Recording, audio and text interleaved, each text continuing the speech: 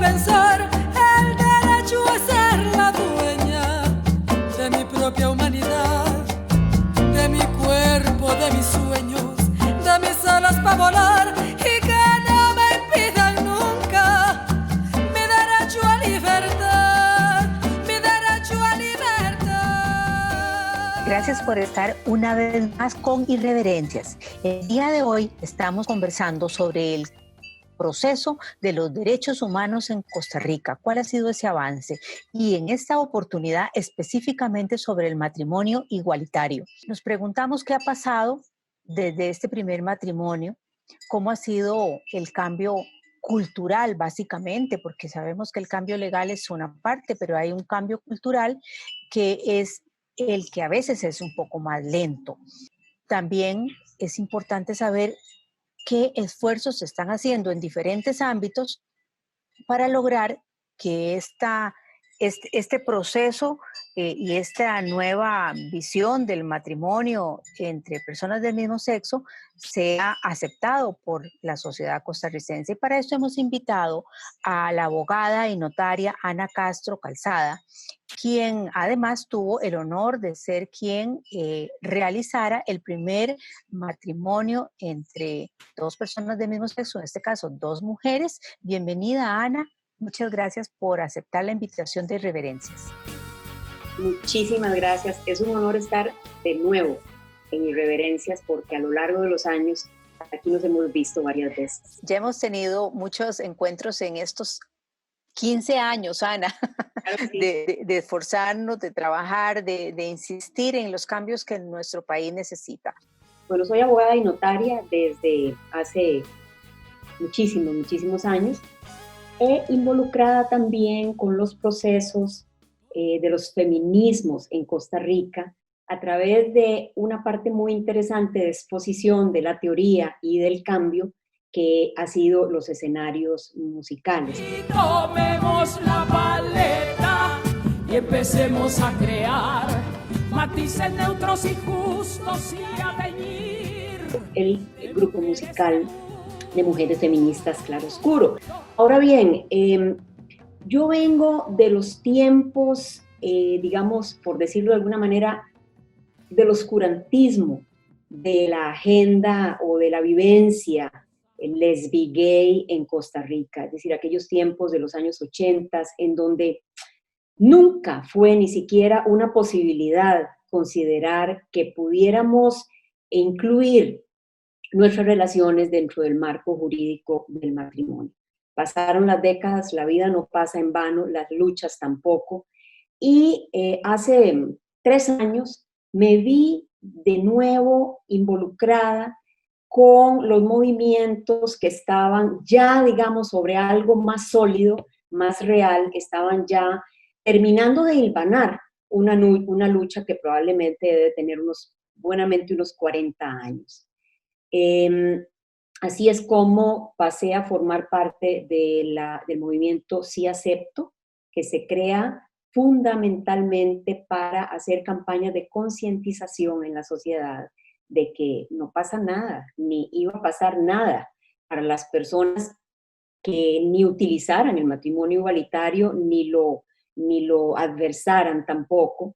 Y digamos, a través de campañas de amor, de encuentro con la sociedad civil para lo que iba a entrar en vigencia, como efectivamente entró el 26 de mayo del 2020, histórico día, inolvidable día, que fue la posibilidad de que las personas que tenían sus relaciones y que construyen sus relaciones con una persona del mismo sexo pudieran darle a esas relaciones el marco jurídico que ya de por sí existe y ha existido en Costa Rica desde su historia democrática e institucional. Quiero abrir un paréntesis aquí. No entró en vigencia ninguna ley, porque no había nada que legislar en relación a esta nueva forma de marcar jurídicamente una relación, un pacto sentimental o un pacto social, porque el matrimonio es eso, es un compromiso, es un contrato social, que las legislaciones, a través de la historia, han adoptado y le han dado un marco jurídico. Es decir, no es que las legislaciones a través de la historia han creado el matrimonio como un obligatorio o una finalidad de la sociedad, sino que lo que han hecho las legislaciones es darle el marco jurídico y, por lo tanto, a diferente legislación en cada país del planeta, diferente marco jurídico, diferentes alcances, diferentes derechos, diferentes obligaciones. Y bueno, la de Costa Rica deviene del Código Civil y se enmarca dentro del Código de Familia que rige a partir del año 1974. Había un inciso en un artículo del Código de Familia que prohibía los matrimonios entre personas del mismo sexo. Ese fue el inciso que la Sala Constitucional sacó el borrador y borró. Es decir, y al borrarlo, entonces, le dio la posibilidad a las parejas del mismo sexo de cubrirse, es decir, de marcarse, es decir, de hacer suyo el código de familia completo, con el matrimonio en cuenta y a través del matrimonio, el régimen patrimonial de la familia y, por supuesto, el régimen de filiación, tanto para la constitución del marco jurídico, que es lo que llamamos matrimonio, como para la disolución también. Entonces, eso es lo que Costa Rica estrenó y de eso, digamos, nos preciamos muchísimo las personas que hemos estado históricamente en uno u otro campo de los derechos humanos, luchando sin cesar por las aperturas y las transformaciones.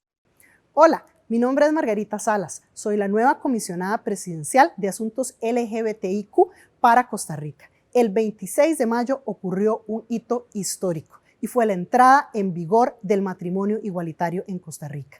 Cerca de 300 familias han registrado su matrimonio ante el registro civil. Esto quiere decir que esas familias ahora cuentan con una protección legal que antes era imposible en este país. Para quienes tienen hijos, hijas, esto es fundamental, la garantía de esa seguridad, de esa tutela.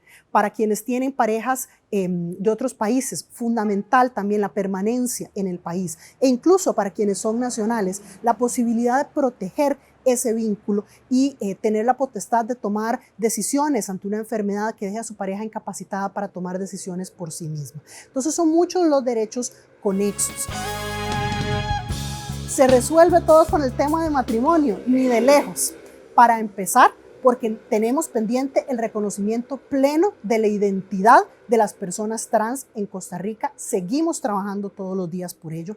Y también porque hay muchas otras áreas en las cuales no tenemos acceso pleno a nuestros derechos como personas LGBTIQ en Costa Rica. Seguimos recibiendo denuncias, por ejemplo, de personas que son discriminadas por su orientación sexual en una empresa, a pesar de la reforma que se dio en el Código Procesal Laboral. Entonces les acompañamos a poner esa denuncia. O personas que son denunciadas ante el PANI por apoyar la identidad de género de su hijo o de su hija. Esto también lo acompañamos, personas que tienen problemas con algún centro educativo. Es decir, las denuncias siguen ocurriendo porque esto es un cambio cultural y social enorme. Y por eso es fundamental no solo el proceso de denuncia, sino también el acompañamiento con capacitación. Estamos en un ambicioso plan de capacitación al sector público por medio de una plataforma virtual y haciendo un trabajo en conjunto con las comisiones institucionales. Esta figura que se creó es fundamental para apoyar el trabajo. Para mí, como comisionada LGBTIQ, son un apoyo central las comisiones institucionales y son un apoyo central para también las presidencias ejecutivas y los ministerios para que logren este mandato de brindar atención de calidad y garantía de derechos tanto a usuarios y usuarias como a personal de la propia institución. Entonces seguimos haciendo este trabajo en conjunto con las comisiones LGBTI de las instituciones de capacitación, pero además también estamos desarrollando protocolos e iniciativas específicas en los casos en que esa garantía de derechos requiere más de una institución, como lo puede ser niñez, como lo pueden ser mujeres, como lo puede ser población adulta mayor, personas con discapacidad, etc. Entonces, aparte de esos protocolos y esa capacitación, también estamos desarrollando un trabajo en conjunto con organizaciones de sociedad civil, porque en Costa Rica hay un sector vivo lleno de organizaciones de sociedad civil que trabajan en aspectos culturales, que trabajan en aspectos artísticos, también con población adulta mayor, en diferentes áreas del país, con familias brindando apoyo. En estos momentos estamos trazando una agenda nacional LGBTI, una priorización en conjunto con esas organizaciones que va a alimentar los compromisos adquiridos en el Plan Nacional de Desarrollo y de Inversión Pública. Basta ya, no conocemos fronteras para el cambio, unidas trabajando.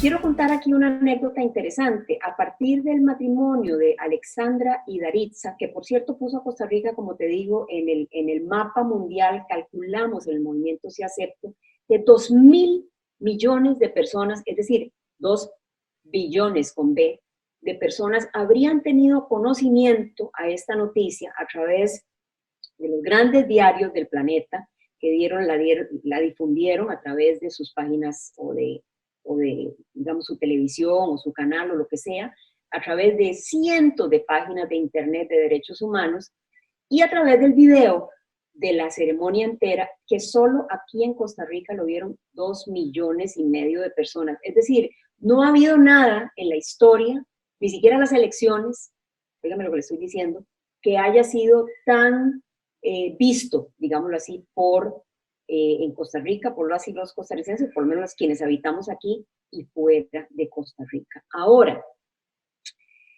una cosa es la ley y otra cosa es la costumbre o la sociedad. ¿Qué llega primero? A veces, cuando estamos estudiando derecho, aprendemos que la creación de la ley o las leyes y las normas tienen 2 fuentes.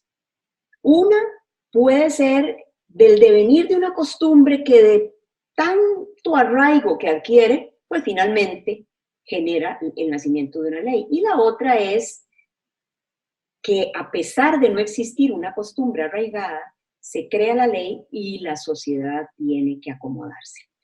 En el campo particular de los derechos humanos, básicamente es casi que histórico que primero viene la norma y después viene el acomodo, porque hay grupos sociales que se resisten a los cambios que plantean y a los retos que plantean el aceptar o el dar pasos en derechos humanos. Podríamos hablar aquí horas, es decir, las legislaciones de derechos humanos, por ejemplo, con las diferentes razas en el planeta, con las mujeres, con las niñas y los niños, con las aboliciones de penas de muerte, en fin, tantas cosas que hemos ido transformando en el campo de los derechos humanos y que en muchos los países más atrevidos y las legislaciones más de avanzada han dado primero el cambio y después la sociedad. Ahorita tener como ese acceso a este tipo de derechos sociales nos hace sentir unas personas seguras, aceptadas, iguales. Desde el inicio hablamos mucho de que queríamos ser madres y así. Dari nunca había pensado en casarse, yo sí, realmente era una de mis metas. Como tenemos una bebé, ya tiene 10 meses, empezamos en familias homoparentales, en la Asociación de Familias Homoparentales de Costa Rica. Ahí hablamos una vez de que queríamos casarnos, ¿verdad? Pero lo que ha sucedido, en realidad, lo más importante fue que cuando regresé a trabajar, bueno, es que es una historia más larga. Se ha generado un ambiente bastante tenso dentro de la oficina en la que trabajo y bueno, estuve mucho tiempo fuera, pero tuve que regresar. Y cuando regresé del permiso del matrimonio a esta oficina, me comunican que me van a cesar el nombramiento. Entonces, por razones que no tenían lógica y no era posible legalmente utilizarlas. Y bueno, me comunicaron eso, entonces desde ese momento nos fuimos para San José, hemos estado como más, o sea, bueno, con esto de la pandemia casi no se puede salir, pero hemos estado enfocadas en la casa, esperando a ver qué pasa con los noticias de mi trabajo. El asunto es que presenté una apelación y la admitieron, entonces no está en el derecho de despedirme. Pero de momento sigo todavía fuera del trabajo, todavía no me he incorporado. Entonces, ha sido, para mí, en lo personal, ha sido un momento de mucha tensión. El desafío más importante, obviamente, de una sociedad es lograr entender que los derechos humanos no son solamente la doctrina, sino que son una propuesta de convivencia. Se deben realizar cada vez esfuerzos más significativos para que pueda achicarse la brecha entre la norma, que es la ley, y la realidad, que es la vida cotidiana de las personas. Entonces, en ese paso estamos. Digamos, ya el Código de Familia, gracias a la Sala Constitucional, que también tiene un antecedente, que es la Corte Interamericana de Derechos Humanos, y tiene un antecedente todavía, que es, bueno, las luchas históricas, ¿verdad? Los grupos, las asociaciones, las luchas que se dieron desde diferentes posiciones y a través de toda Latinoamérica y de todo el planeta. Y otra cosa es, digamos, eso ya lo tenemos, ya la norma o el código permite el matrimonio entre personas del mismo sexo. Y otra es la transformación que tenemos que dar. Y una de esas, quería abrir un paréntesis o contar una anécdota que la voy a contar ahora. Una de esas es quitarnos de la idea, quitarnos de la mente que las personas del mismo sexo constituyen relaciones de bar de una noche, probablemente intimidan esa misma noche y al día siguiente seguramente se iban a casar y al otro día divorciarse. En fin, si eso pasara, ¿y qué? Porque eso, digamos, nada lo impide. Así ha sucedido históricamente también con la heterosexualidad, porque el matrimonio ha sido un instrumento jurídico que ha estado milenariamente al servicio de la heterosexualidad. Entonces, digamos, ha habido de todo en la utilización de esa herramienta jurídica. Pero desde que estas valientes chicas, Alexandra y Daritza, pasaron a la historia con su primer matrimonio en Costa Rica, yo he hecho 15 matrimonios de parejas del mismo sexo, del 26 de mayo al día de hoy.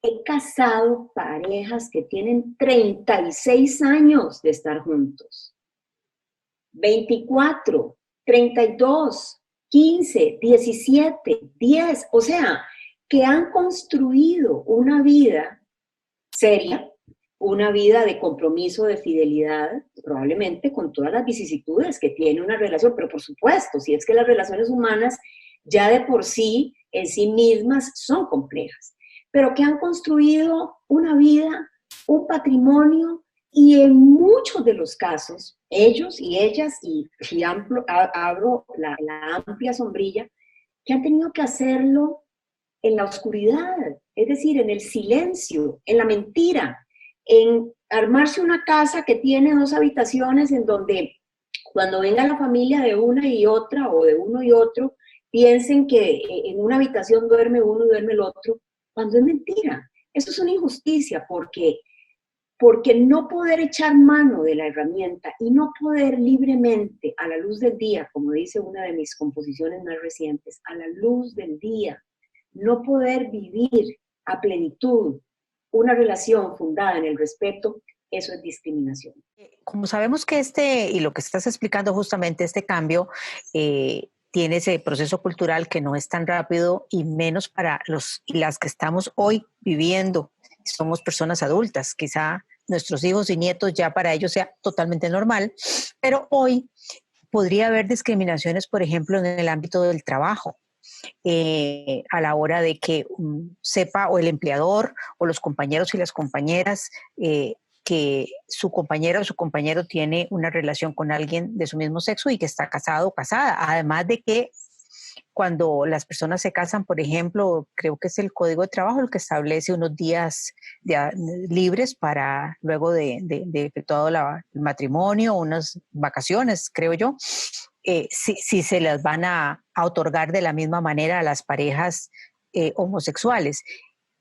Pero si esto no se respetara en la empresa o en la institución estatal, las personas pueden plantear algún tipo de reclamo ante esta discriminación y a dónde deberían plantearla? Bueno, es importante, Marisela, aquí aclarar que el Código de Trabajo de Costa Rica no establece ningún tipo de licencia, ni por matrimonio ni por defunción. No hay, eso no lo establece el código. Eso es una costumbre, algo que pues precisamente la heterosexualidad lo ha podido disfrutar a lo largo de la historia, y las convenciones colectivas o los reglamentos internos de trabajo de grandes empresas o de instituciones gubernamentales probablemente lo han incluido en alguno de sus articulados, y entonces es algo que ya de por sí está normado, no desde el código, sino desde, digamos, legislaciones más específicas para el espacio de trabajo. Eso es algo que es importante que quede claro. Pero también es importantísimo que quede claro que el Código de Trabajo de Costa Rica y las convenciones que Costa Rica ha suscrito en el campo del derecho de trabajo prohíben expresamente cualquier tipo de discriminación en el trabajo. Esto significa que si hoy, que está ya vigente, está posible, está accesible el matrimonio para las personas del mismo sexo, si en el ámbito de trabajo comienzan a presentarse situaciones que claramente se puedan catalogar como discriminatorias, existen las herramientas para, primero, la valentía de hacerlo, o sea, no tenga miedo, hable, dígalo, sáquelo. Las herramientas para poder, digamos, parar cualquier tipo de discriminación en ese sentido. Si se trata de una institución del Estado o de una de estas empresas que son enormes y que tienen departamentos y reglamentos internos y tal, pues habrá la instancia ante la cual acudir, que por ejemplo generalmente siempre la conocemos como el Departamento de Recursos Humanos o el Departamento de Personal, ante quien se puede, digamos, poner inmediatamente una denuncia. Y si las cosas no salen bien porque las pruebas no son atendidas o no te ponen atención o te hacen a un lado, o te hacen pensar y sentir que no tienes razón, pues obviamente están los juzgados de trabajo para hacer la denuncia. Y antes de eso también existen instancias de las que uno puede echar mano, como por ejemplo la Defensoría de los Habitantes. Ahora, ¿qué pasa? Y ese es el gran problema con las funcionarias y funcionarios, el empleado, la empleada, el dependiente, la dependiente, de empresas chiquiticas. Digamos, el bazar de la señora que es la patrona, que solo existe la señora patrona, otra persona más quizás y yo, en donde no hay un reglamento interno de trabajo, en donde no hay pues, muchísimo menos una convención colectiva, y en donde lo único que me podría amparar es el Código de Trabajo. Bueno, en ese sentido, se le invita, y eso es algo que estamos, digamos, de alguna manera promoviendo y haciendo campaña. Ahora estamos en la parte de la campaña, de la concientización, no solo para que las personas que son patronos entiendan que se podrían ver en un grave problema si se demuestra una discriminación en ese sentido, sino invitando a los trabajadores y trabajadoras a que acudan a la instancia de su preferencia, es decir, puede ser un abogado o abogada, puede ser la Defensoría de los Habitantes o puede ser directamente los juzgados de trabajo para denunciar. Y en las escuelas, ese es otro ámbito interesante porque las niñas y los niños van a ir a la escuela, tal vez este año aparentemente ya no, pero tal vez el próximo año, y algunas de esas niñas y niños tengan una familia constituida por una pareja de dos personas del mismo sexo. Y podría haber algún tipo de discriminación o bullying hacia esas niñas y niños cuando sus profesoras, compañeritos e inclusive los otros padres de familia se enteren. Pueden también las parejas y que son padres o madres de estas niñas o niños presentar algún tipo de denuncia ante el Ministerio de Educación o en alguna otra instancia. El Ministerio de Educación es claro, por dicha, es claro en el sentido de que es prohibido generar una discriminación o un rechazo o un bullying a un niño o niña, no solo por tener padres o madres homoparentales, por ser ellos homosexuales. Que esa, pues es decir, es que la homosexualidad no es algo que surge a los 30 años, o sea... es que la sexualidad de los humanos no se despierta a los 30 años, en general. 30, cuando sea que haya de ser. Entonces, ¿qué va a pasar también con estos niñas y niños en el futuro que quieran compartir, como las parejitas que se hacen heterosexuales ya en el cole, ¿verdad? Cuando la chiquilla jala con el chiquillo y andan de la mano en el recreo, ¿qué va a pasar cuando los chiquillos decidan andar de la mano y las chiquillas, parejas también? Es decir, ¿cómo se van a portar los maestros, los directores y los compañeros? Bueno, eso es un cambio social que, digamos, de gran data, de grandilocuente dimensión que nos espera. Yo me he enterado, yo soy una mujer, ¿verdad?, de generaciones ya totalmente enormes, pero me he enterado que los niños y niñas que están ahora en las escuelas, a menos de que estas escuelas sean muy fundamentalistas, vienen con una amplitud espectacular.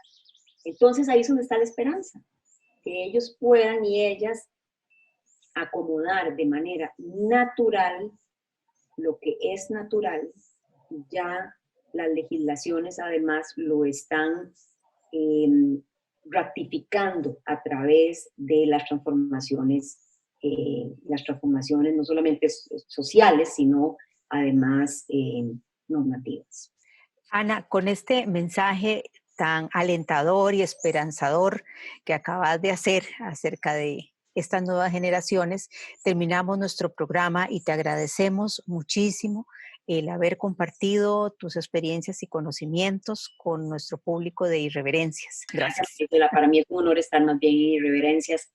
Las gracias a ustedes y a todas y todos que nos han podido ver y escuchar y que hagan el clic y cambien para lo Gracias. positivo.